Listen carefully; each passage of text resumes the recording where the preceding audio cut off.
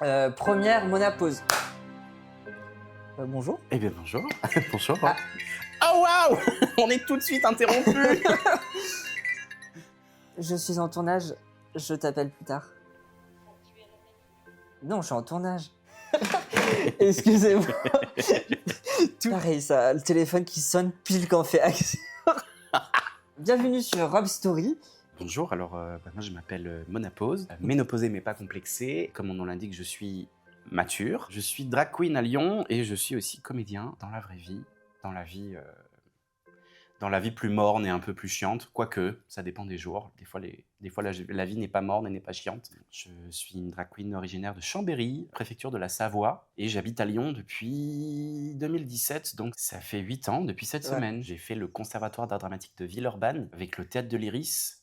Après une année d'école d'architecture à Grenoble, j'avais déjà fait du théâtre avant dans ma ville natale, à Chambéry, au conservatoire. J'ai choisi d'arrêter l'architecture parce que ça me parlait pas trop.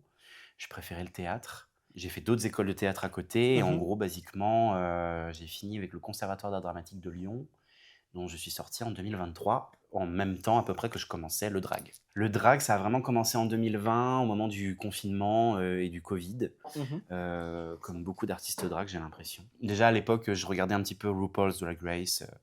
On était tous un petit peu... Enfin, je pense qu'on est pas mal à y être venus par ça. Et moi, j'étais confiné chez un pote à Villeurbanne, à Gratte-Ciel, à 2 pas d'ici. Et en fait, je vivais complètement décalé à cause du confinement. Je me couchais à 5h du matin et je me réveillais à 11h. Enfin, c'était nimp. Et en fait, j'écoutais plein de musique et je sais pas, j'étais confiné dans la chambre du coloc de mon pote, et ce qui était une très grande chambre. Et je me mettais à lip-syncer, à faire des perfs. Je tapais mes meilleurs concerts. T'étais libérée dans ta J'étais chambre. complètement libéré dans ma chambre. L'adolescente. Complètement, quoi.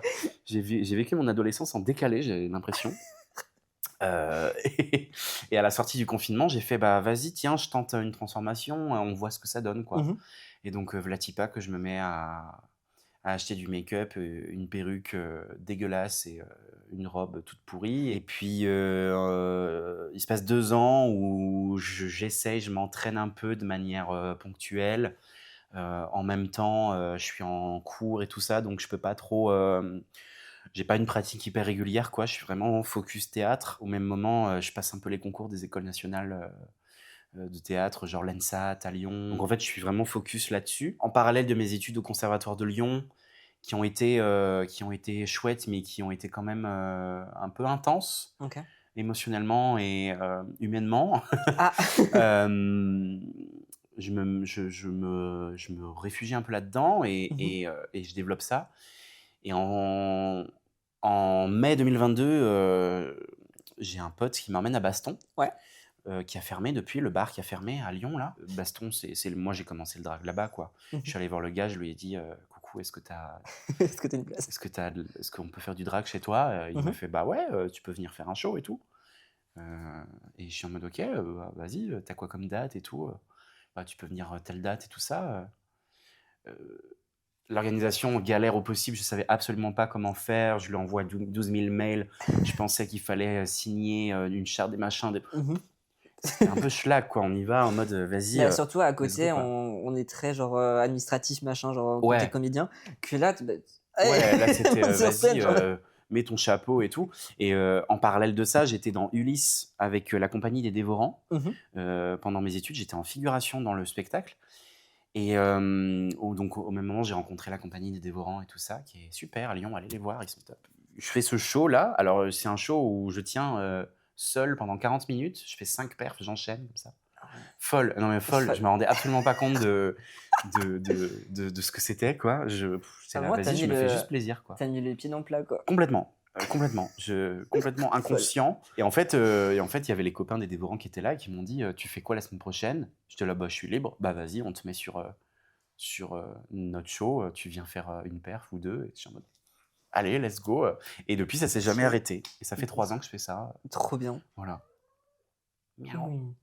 Enfin bon, voilà. Et je sais plus ce que je disais, mais en gros, une espèce de show de 40 minutes.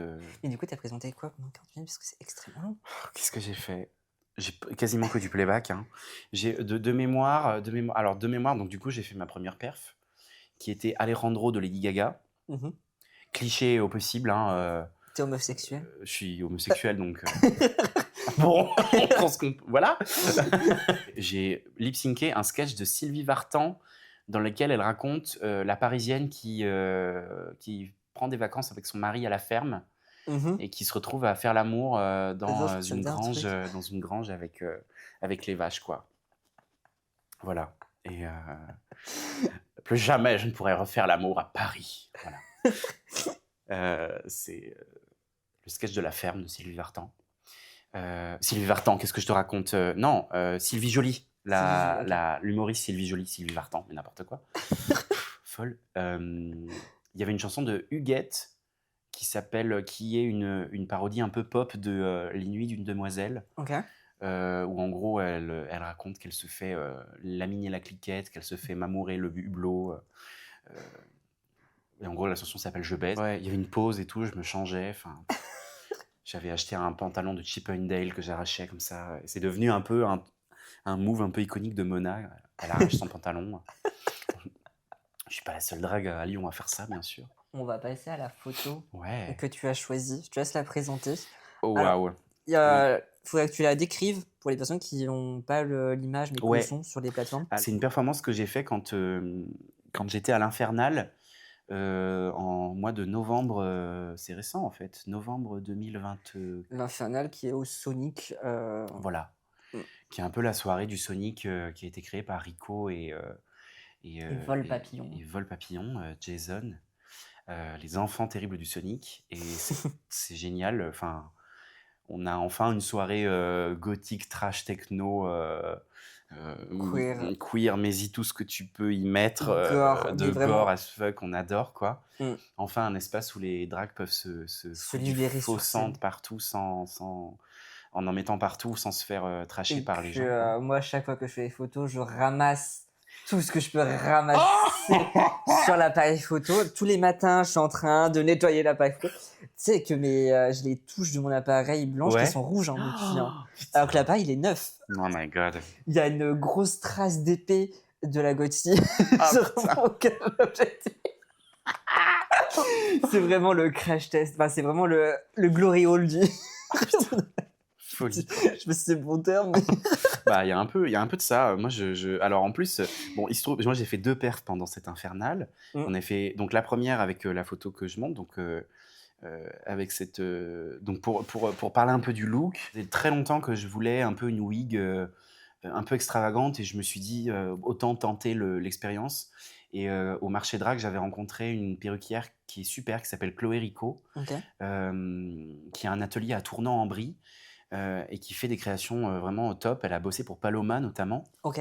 Et je lui avais demandé une wig avec des cornes comme ça, une espèce d'influence un peu dragon comme ça. Elle m'a pondu cette merveille quoi, Ok, magnifique. qui est à la fois très fragile et à la fois que j'adore. C'est ma wig préférée, je crois. Et qui est un peu une espèce de retour à l'origine parce que la première wig que j'avais, elle était blanche, vraiment Ok. blanche totale quoi. Et c'est un peu le level, le niveau 2 de Mona avec ses cornes, quoi. Et ce côté un peu vampire, parce que plus mon drag avançait, et plus je me suis rendu compte qu'en fait, les influences de mon drag se mettaient vraiment sur l'heroic fantasy, sur les vampires, sur les dragons.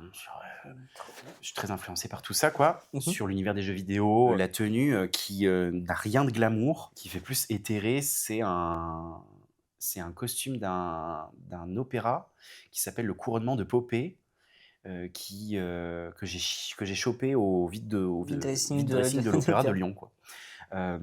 Et que j'ai un peu custom pour en faire un reveal. Je l'ai cousu des scratchs dans tout le dos pour pouvoir arracher cette espèce de grosse tunique. Et ça me fait une espèce de grosse tunique de reveal avec un côté très romantique, mais quitte dark, quoi. Ah, ça fait très statue grec, tu sais, Ouais. avec les drapés, Ouais. sa version dark. Et le make-up, je voulais faire un espèce d'aperçu en fenêtre de cette créature qui vient qui a l'air gentil entre guillemets et qui en fait derrière est un démon de l'enfer qui a un espèce de double visage quoi. Et voilà. Ma mère déteste d'ailleurs ce maquillage, elle me l'a dit. Ok. Elle m'a dit « Ah non, le bandeau rouge sur les yeux, c'est démoniaque, j'aime pas du tout. » C'est le but de la soirée. Ouais. Et je me souviens, alors cette perf, en fait, mes performances, elles n'ont jamais vraiment un message, un but très précis. Mhm. Je prends plutôt des références et des choses dont j'ai envie de parler à un moment, pour injecter ces petits trucs dedans. Mhm. Et en gros, la chanson, c'était Soir après soir de Rebecca Warrior. Oui. Donc quand même un truc un peu éthéré, parce que, je sais pas, on me dit souvent que je fais des perfs calmes et un peu éthérés.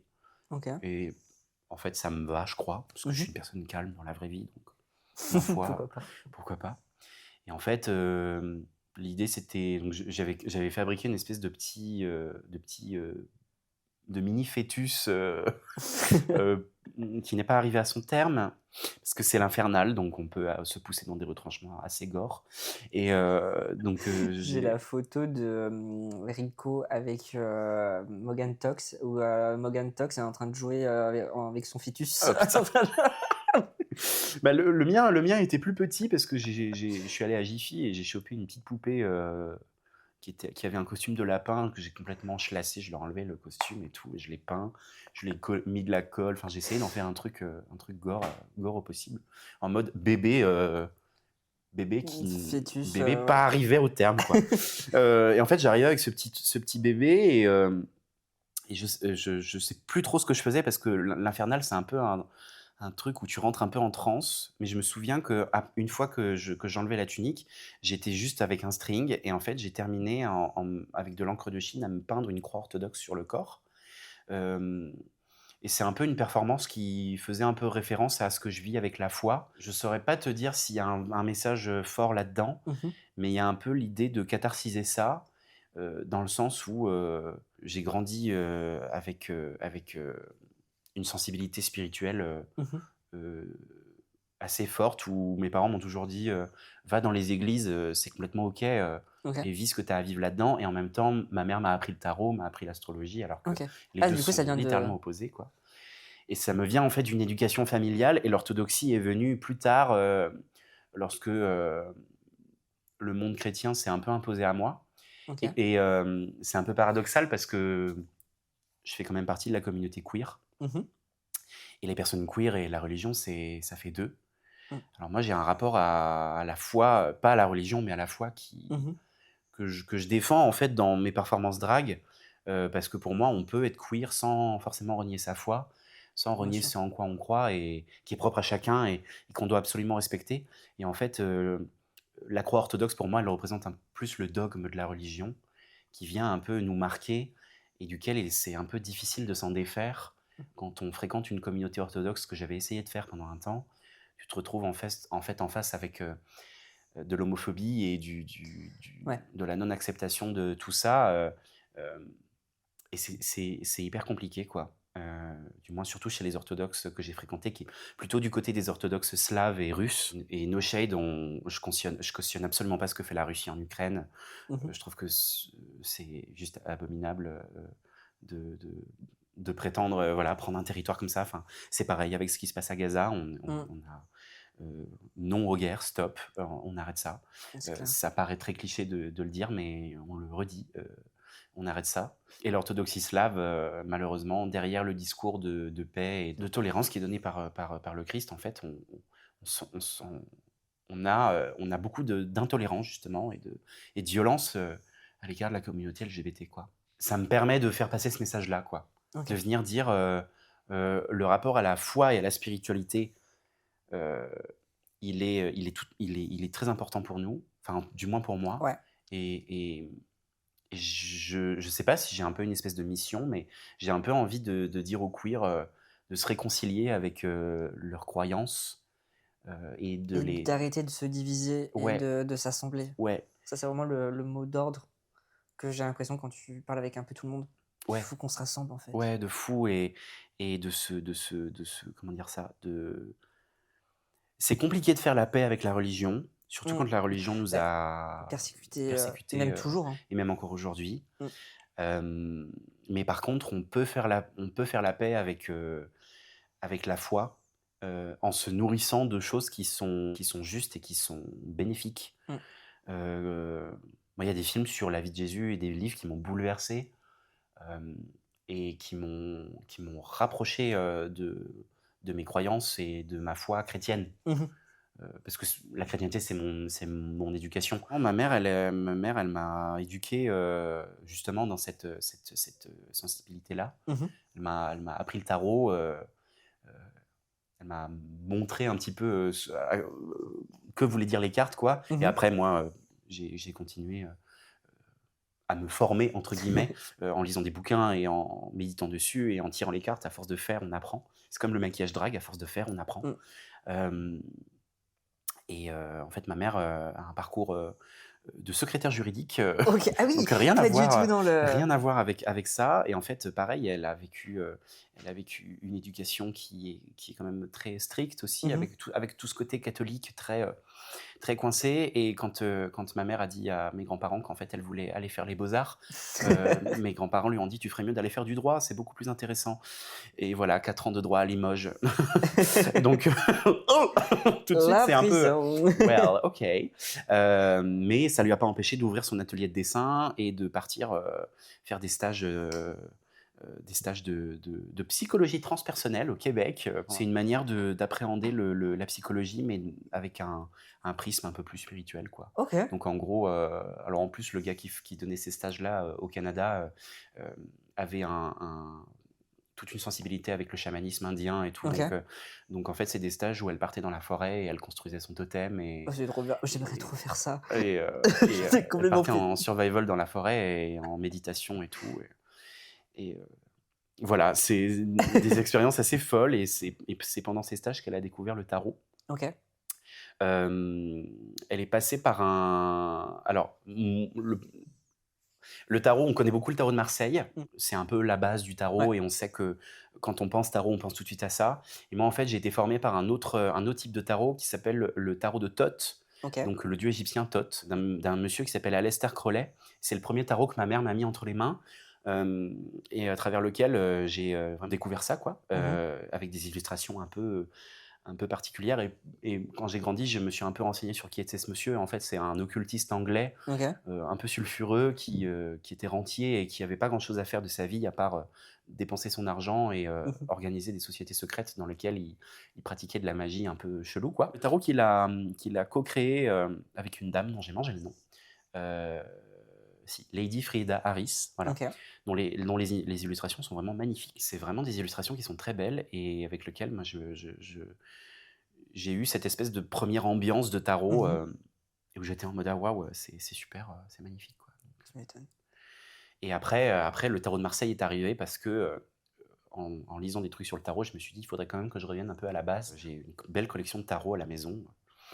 À partir Tu du moment où un jeu de cartes me parle, je ouais, je tu le tu je l'ai, l'utilises. quoi. Bah, OK. ça fait quelques années que j'ai pas acheté de jeux de cartes, mais Bah, maintenant, je trouve qu'ils sont très commercial. oui, Genre, il y a plus de trucs où il y a oui, vraiment oui, une histoire derrière, machin. Là, oui, c'est juste pour complètement. être beau.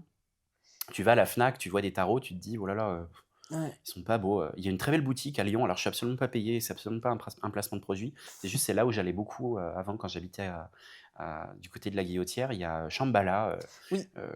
du côté de Guillotière, qui est vraiment une super boutique, qui vend, un immense choix de tarots, et je conseille beaucoup à des gens qui voudraient se mettre au tarot de commencer par là, voilà. Pourquoi je m'appelle Mona Pose?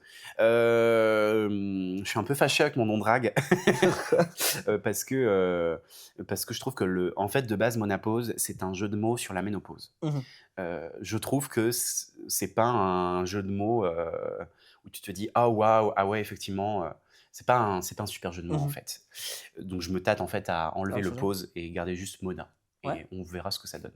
Peut-être dans quelques mois, voire années, on verra la ménopause, parce que, hem, au début, je voulais un peu, mettre le drag comme une manière de mettre sur scène ces femmes, j'ai pas envie de dire vieilles, parce que la ménopause ne rend pas les femmes vieilles, au contraire. C'est pour ça que je dis mature quand les gens me disent: «Vieille». Non, mature, s'il vous plaît. Ça vient aussi du fait que je me suis beaucoup aussi laissé influencer par des personnages que tu peux voir au ciné ou à la télé, de femmes qui sont dans un âge avancé, mais qui ont Mmh. cette puissance. Que ce soit par exemple, Meryl Streep dans Le Diable s'habille en Prada, ou Glenn Close quand elle jouait Cruella dans Les 101 Dalmatiens, ou voilà, des personnages de femmes puissantes en tout cas. C'est une manière d'exprimer mon drag que je revendique aujourd'hui, quoi. Est-ce que c'est un message à faire passer par rapport à ma perf et par rapport à comment je me sens aujourd'hui? Eh ben aujourd'hui, ça va 1000 fois mieux sur cet aspect-là de religion où je savais pas trop quoi en faire. Mhm.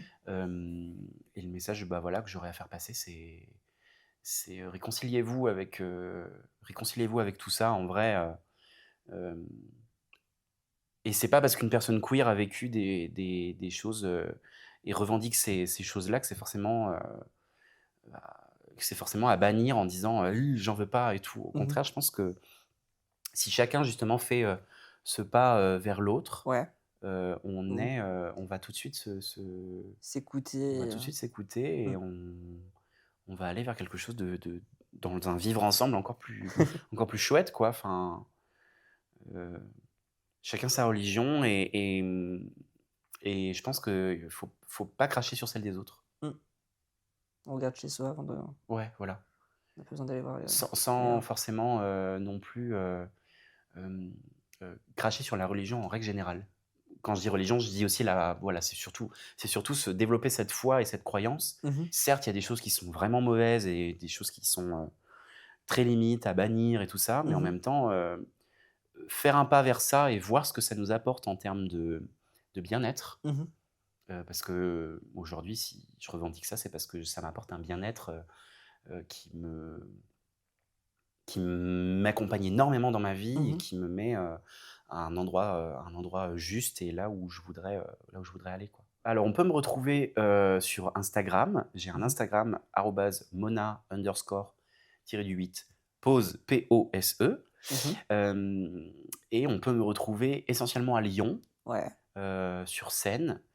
On peut me retrouver de temps en temps à Chambéry aussi. On peut me retrouver aussi de temps en temps à Besançon. Voilà, c'est un peu les 3 endroits principaux où je travaille depuis 3 ans. C'est majoritairement à Lyon. Mhm. J'ai une soirée à Lyon qui s'appelle La Mona Reçoit, Ouais. qui a lieu au Lavoir Public, alors très bientôt au mois de septembre, le 26 septembre, Ok. et un petit peu plus tard dans l'année, qui est une soirée pendant laquelle j'invite des artistes drag qu'on voit peu sur la scène lyonnaise, Ok. c'est-à-dire des drag kings, des Mhm. drag queer, des drag créatures, pas de drag queen, Ok. volontairement, parce que Toi, tu te considères quoi, du coup, drag queen, drag queen? moi je me considère plutôt comme drag queen, Ok. même si j'ai un peu tendance à un peu bifurquer vers le queer, parce que je sais pas, il y a un truc sur l'apparence physique aussi, Mhm. où c'est très bien hein, qu'on ait des drag queens. Euh, allez, je mets les pieds dans le plat. Allez, vas-y. Mince, belle, blanche, c'est super, c'est très bien. Moi, je suis pas mince. Je suis pas forcément belle. Je sais plus où j'en étais. Bon, bref, voilà. Ok. Ouais, tu voulais pas que les drag queens basiques, entre guillemets, elles sont surreprésentées. Et toi, Oui, tu veux je pas les trouve mettre en on avant. les voit déjà beaucoup, ne À la serait-ce télé. qu'avec Drag Race Mm. et dans nos soirées, même à Lyon, tu vois. Mm. Et je me dis, bon, bah, voyons un peu autre chose. Et du coup, place au king, place au queer, place aux drag créatures, en fait. On en a besoin et on veut les voir plus. Donc, c'est une soirée pendant laquelle j'invite ces artistes à performer. Et entre chaque performance, soit je les interview Mhm. sur qui ils sont, je leur pose des petites questions, Ok. voilà. Soit je leur tire les cartes de tarot en direct et en Mais trop public. bien. Voilà. Ok. Donc, ça nécessite un peu pour les artistes qu'ils acceptent de se dévoiler, mais Mhm. tout est bien planifié à l'avance. Voilà, ils sont prévenus, ils sont avertis. Donc, voilà. Je faisais déjà ces soirées à Baston. Ouais. Si, il y a un truc aussi dont je voulais Ouais. parler, Alors. c'est le rapport à nos corps en Mhm. drague. Il est hyper. Est-ce que je dirais qu'on n'est pas tous égaux devant le rapport à nos corps? Je sais pas. Mhm. Hem, on n'est pas tous égaux devant ça dans le sens où on l'a pas tous, géré, et transmuté, ou par exemple où moi je suis dans un espèce d'entre-deux où je sais qu'en termes de poids, je suis une personne plutôt, que je mettrais plutôt dans la moyenne haute des Mhm. personnes grosses, entre guillemets, si je peux. Mhm. J'aime pas le mot grosse parce qu'il est un peu, Il est un peu cru. Ouais, il est très cru. Mm. Et en même temps, je pense qu'il faut assumer quoi. Mm. Assumer ce qu'on Le est. côté gros, enfin le terme d'être gros, en fait, tu vois vraiment la personne moche. Alors tu peux Ouais. avoir des formes Oui, et voilà. être canon, en fait. Voilà. Il faut le mettre dans un. Il faut le mettre dans un cadre être gros égale être beautiful, quoi. Complètement. Et comme le disait très bien la Big Bertha, force aux grosses. Ah. Parce que c'est un élément qui, moi, dans le drag, me met des fois en insécurité totale. Mhm. Ou des fois, quand je m'entraîne ou quand je performe, je me dis, quand je vois des vidéos de story, ou quand les gens ont filmé ta perf, Mhm. je suis en mode, oh, ou quand je vois certaines photos, je suis là, oh mon Non, Dieu. mais attends, avec moi, ça, tout du long, je me dis, mais c'est pas possible. Là, Non, je mais passe des heures en train de me dérocher. Je me dis, c'est Robin, c'est quoi? donc voilà, les dragues, on a un gros boulot aussi sur l'acceptation de nos corps et sur la défense de nos identités et sur qu'est-ce qu'on montre, parce que je trouve, pour mettre les pieds dans le plat encore, je trouve que le milieu drag reste encore un peu grossophobe Ah, à des endroits et à. grossophobe, raciste. Ouais, ouais. Même si c'est pas un truc, on va dire, il est noir et machin et compagnie. C'est juste qu'on va pas l'inviter. C'est juste que, voilà. Et la personne invisibilisée. Et c'est horrible, quoi. L'invisibilisation et tout, elle est Ultra on présente. morfle, quoi. Et je sais pas, je trouve que même dans Drag Race France, alors. Dans le Drag Race France, il y a un truc qui fait un peu quota et ça me dérange, quoi. Je me dis, bon. Et le souci, c'est que c'est accepté, quoi. C'est Ouais. comme les séries Netflix où il faut un quota de personnes lesbiennes, de personnes racisées, Ouais. machin et compagnie. Sauf, ça devient la norme. Et non, en fait, genre, tu t'en fous, tu mets ce que tu veux. Enfin, Oui. on n'est pas censé. Non, il y a vraiment un gros souci de la société. Je sais plus quel drag avait posté sur, je crois que c'était sur Twitter, une drag qui racontait qu'une fois, elle était en loge, et c'était aux États-Unis, il me semble, Mhm. et une autre drag, donc cette drag était plutôt, on va dire, grosse, Mhm. et l'autre drag, c'est une big girl, quoi, et l'autre drag vient la voir et lui fait, si tu veux, je peux te donner une cure de Ozempic. Et j'étais en mode, ouais, Wow. Ozempic, c'est un produit qui fait maigrir, Diabétique. diabétique, qui fait maigrir très rapidement. Et qu'il y a des gros effets secondaires. Ouais, des effets secondaires un peu sévères. Stop à tout ça, quoi. Mm.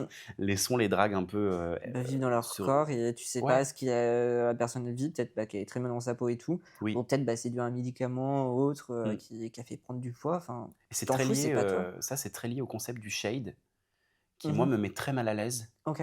dans le sens où, moi à titre personnel, je ne shade jamais les gens que je connais pas. Ok, ouais. J'essaie de m'astreindre vraiment à ça. Tu sais pas comment tu. Le shade, c'est envoyer un pic Ouais, à une voilà, c'est personne une manière d'être hyper crue. piquant. Ça se veut pas méchant, Mm. mais en fait, les mots, ils blessent. On ne sait jamais comment la personne en face va les Mm. recevoir. Et certes, le shade fait partie de la culture drague, mais selon moi, on devrait faire très attention à ça. Ouais.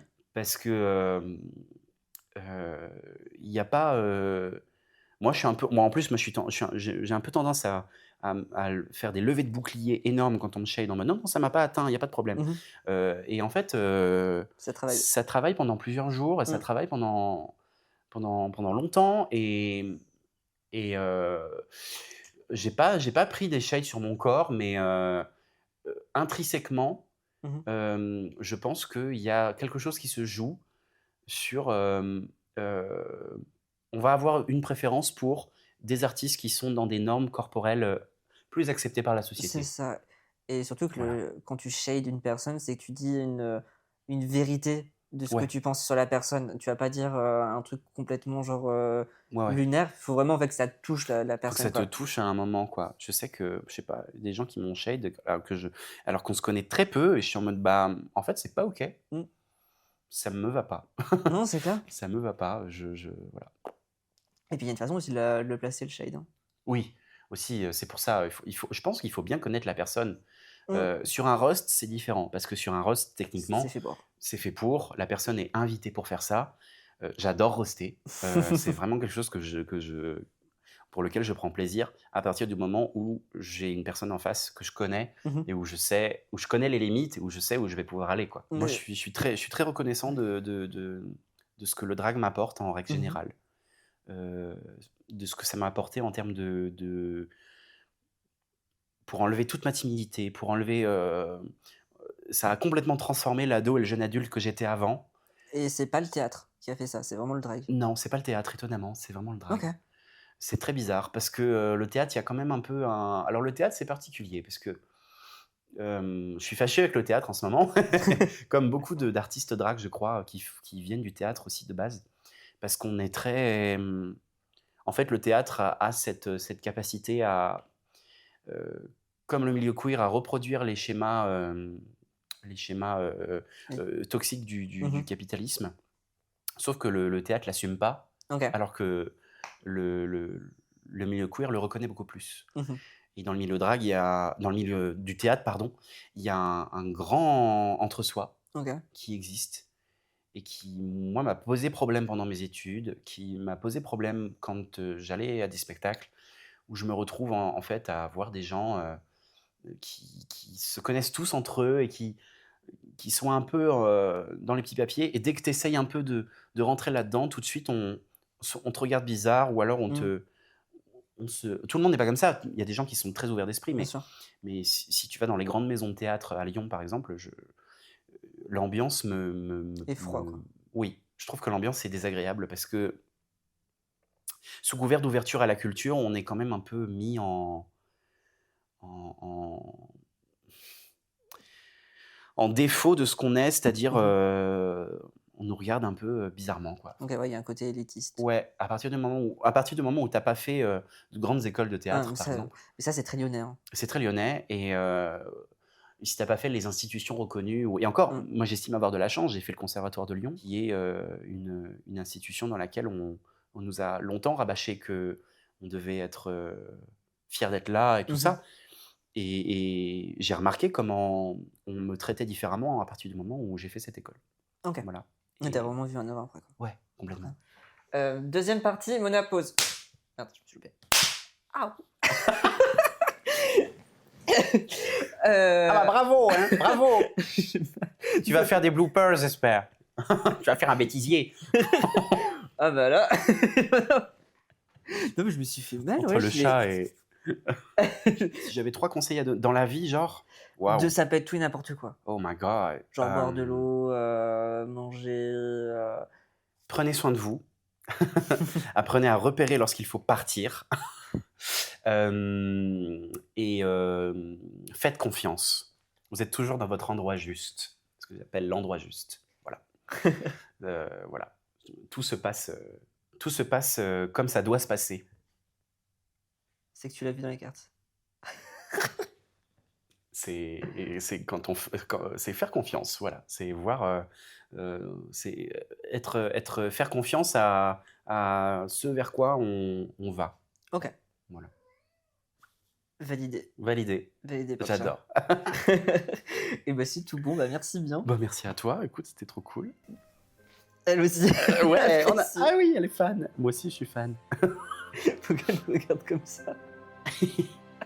Trop bien. Et allez voir les prochains épisodes de Rob Story. N'hésitez pas à partager et à commenter suivant les plateformes où vous êtes.